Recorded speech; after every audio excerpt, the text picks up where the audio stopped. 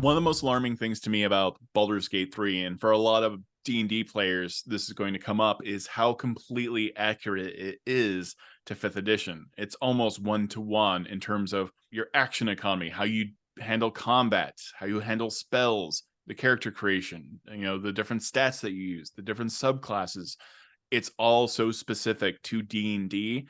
Why was there such an obsession with detail for 5th edition Dungeons and Dragons? Like, why is it so accurate? It has been a huge challenge for us to hit that level of parity between the tabletop version and our own version. It took us literal years to get there, but it was something that we wanted to do from the very start. One of the big reasons is that D&D is immensely popular, especially now. It's getting more and more popular every year. And we wanted players that are going to come in to feel comfortable and to also feel like they already know what the spells are about. They already know what the classes are about. They already know things about action economy. Maybe they have a friend who's playing D&D, or maybe they played D&D once in like one-shot campaign. There's so many people, I think, that have tried D&D, have seen D&D, have watched somebody play D&D. Maybe you're not playing D&D yourself, but maybe you're watching Critical Role, and then you already know all the classes, all the spells. You probably know some cool combos as well. We wanted to tap into that huge pool of knowledge. And for that, we realized very early that we have to go into a lot of detail. So to give you an example of the kind of detail I'm talking about, when we were working on Paladin on one of our later patches, there's a very popular kind of quirk in the rules that allows Paladin to only add a lot of damage when they crit. And the feature that they use, I think Divine Smite, is worded in a very specific way that allows for that little quirk. And the community has built their entire builds around that specific interaction. And so we had to make sure that we read up on what community expects from us, and then specifically emulate that specific behavior in our game. In fact, we added a special button that whose job is just to make sure that when you crit, it's gigantic crit of radiant damage that your paladin is going to put in, because we know that players are going to be looking for that. You play D&D yourself. What's interesting is I could easily recommend this game to someone who is, like you mentioned, curious about D&D, but they've never played it. Maybe they saw the D&D movie, maybe they watched a variety of live play shows. But I feel like someone could learn D&D by playing Baldur's Gate 3.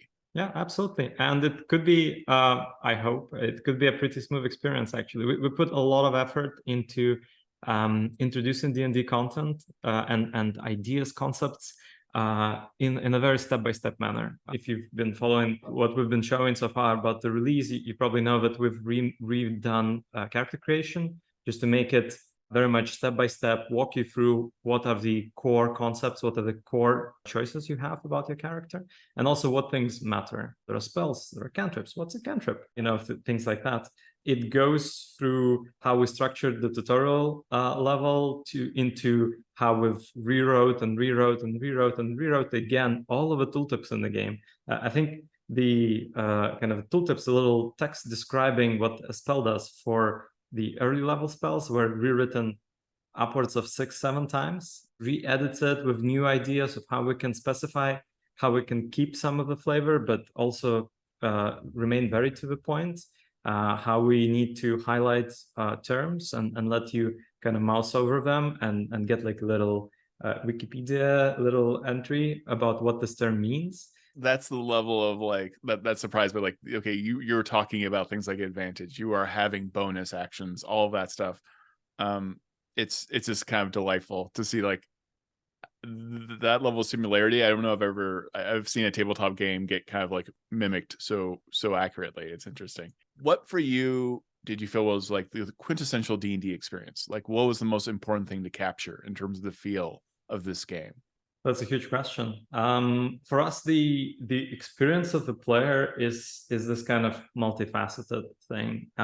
We know from talking to playtesters, from seeing how they play through the game, that each of their playthroughs is going to be completely unique. And to me, the quintessential part of it is going to be that little thing that only you and 0.01% of players will do or will see in this game. I was playtesting yesterday, and for the first time ever in 5 years, I realized that I can talk to certain characters. I've only ever treated them as enemies. I vaguely knew that there is some situation around them, but I've never had a conversation with them. And that conversation was one of the best moments that I had in a while, just because it was so spontaneous. And in that moment, you feel like this whole game is built just for you. That's a feeling that I'm really chasing. That's why our character creation is so robust. That's why we try to put in as many choices and subclasses and races from the books as we could physically fit in the timetable. Because the moment you create your own character that is probably unique, like with relatively good chance that your character that you're going to create is probably going to be unique enough, and you're going to go through the game, it's probably going to be unique enough path. You will get that moment when you will realize, like, you know what, I probably just saw something that almost nobody ever saw or will see. So I should probably show it on YouTube or something. Was there anything that was like a unique challenge? So many. Yeah. Yes. We thought at first that this is going to be a much more straightforward development cycle for system design, honestly. So the thinking went, here's a book. All of the design is pre-made for us. Yay. So we probably don't have a lot to do. Maybe we're going to be consulting programmers, kind of like specifying which page the ruling is on. But that did not turn out to be remotely true. Turns out that the books are written for people, and people like to interpret things. The books are written in human language. And when you start to try to explain this to a machine, you need to do a lot of choices about little things here and there, little choices about what's feasible and what's not feasible to even represent in the computer game. It turns out that those 600 spells and actions that we were planning are going to take a lot of work, each and every single one. And this is a really cool thing about D&D. Every spell, every action has some twist to it. This is what I really love. You think like, oh, shocking grasp, that's going to be something very simple. It's going to be like a melee range. I'm going to grab somebody and deal some lightning damage. But hey, it also blocks reactions. And now we need to figure out, how do we block reactions? How do we make sure that AI knows that their reactions are blocked and kind of thinks, hey, I can block players' reactions with my shocking grasp? How do we tell this to UI? How do we give feedback to a player? Like, because they will be confused. Why did my reaction not trigger? What happened? All of these things suddenly cascade out of like a very simple twist in one of the earlier spells, and it gets worse and better from there as we go into higher and higher levels. So there was a lot of really interesting work, a lot of help from the community, pointing out what they expect from spells and features, pointing out how they usually play at the table. It was really great to just jump in a lot of D&D fan forums and look into like, hey, how do people use sneak attack? What kind of advantages do they look for to use it with? And that was especially also useful when we started working on equipment and loot, because we were looking for like, hey, what is there that we can offer to a class that isn't already covered by what the class has? What is interesting to a monk? Like what kind of what kind of helmet is interesting for a monk to find? Things like that. There are a lot of aspects that you can cover in a video game that you don't necessarily realize when you're playing tabletop Dungeons and Dragons. You have the opportunity to like give Eldritch Blast a really cool sound effect and a really cool visual look. Same thing with iconic spells like Fireball, Lightning Bolt, all kinds of different things. Do you have a series of spells that you just really enjoyed creating? It's impressive to see my colleagues from animation and effects and code department and scripting department work on these spells. Some of my favorites are, there's the Irresistible Dance spell that actually makes NPCs dance. And it was really cool to see like a bunch of people in the city just starting to dance, which sounds easy when you describe it, but then you realize just how much work it is to teach everything to dance. How much work it is to make sure that every creature that is susceptible to sleep spell is gonna drop down in a nice animation with like really fun SFX. How much thinking went into something like Silence Spell. So Silence Spell needs to muffle sounds. It's like real challenge actually for a lot of teams to make sure that this happens. D&D plays a lot with everything, really. Sound, visuals. It has very juicy spells.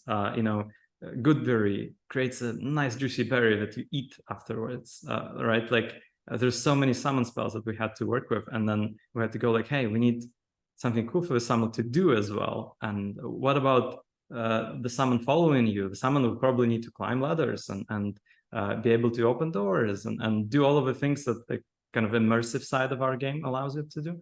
So yeah, indeed, every single spell presented some challenge, and then when it comes together and you see like, oh hey, I can break a lot of situations with just knock spell, but then the guards are gonna rush me because they hear knock in the distance. They treat it as a crime that somebody's casting something very loud outside. When this comes together in an immersive situation, it's really cool.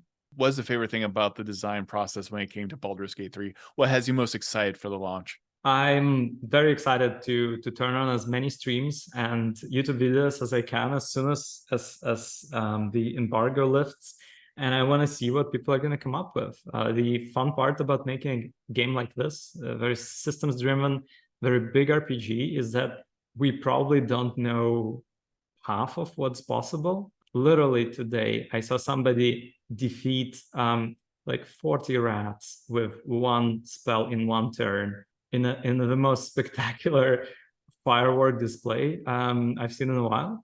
So that's what I'm really looking forward to. What the players are going to come up with, how are they going to combine barrelmancy with spells, with magic items, with features, with all of the crazy things that you can get in situations. Don't want to spoil much, but you're gonna go through some transformations as a player. Let's put it this way, if you want that. I'm really excited to see what players are gonna come up with and how they're gonna break Baldur's Gate. What is your advice for D&D players who are looking to play Baldur's Gate 3? And what's your advice for Baldur's Gate 3 players who are looking to play D&D after they finish this game? For a D&D player, I really advise to take their favorite character and to try to capture their essence in Baldur's Gate 3. It's a specific campaign and it has some homebrew rules, but you will find a lot of the things are very familiar. You will find a lot of things translated verbatim, but then you're going to find a lot of new opportunities. As any campaign gives new opportunities, you're going to see new magic items that might lead you to build your character differently.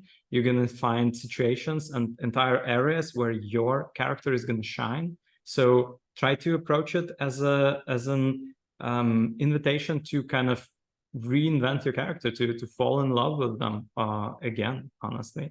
And then if you're gonna try to play some D&D after playing Baldur's Gate 3, well, I'm going to advise you to try classes that might be intimidating in tabletop in Baldur's Gate 3, because in the game, the UI, I think, does a great job in introducing classes and concepts and resources and a lot of terminology in a kind of really friendly way that moves you like step by step, explains a lot of things to you. We had playtesters who would tell us like, hey, I thought this class is not really for me, but after playing it in BG3, I figured out what I could be doing with it, and now I'm using it in my campaign. Just because when you're in the game, you see all of the things that are available to you. Like when I'm at the table, I constantly forget that I had a magic item or I had a feature that I got 2 levels ago. It's kind of hard to keep everything in your head. The game really helps you visualize them and kind of build up these little library of your own combos and moves that you can then show at the table. Thank you so much for taking the time to do this interview. I am so excited for the launch of this game. You have to be incredibly excited to see what happens on launch day. Absolutely. Thank you for having me. And I hope everybody will have a great time at release. I really hope.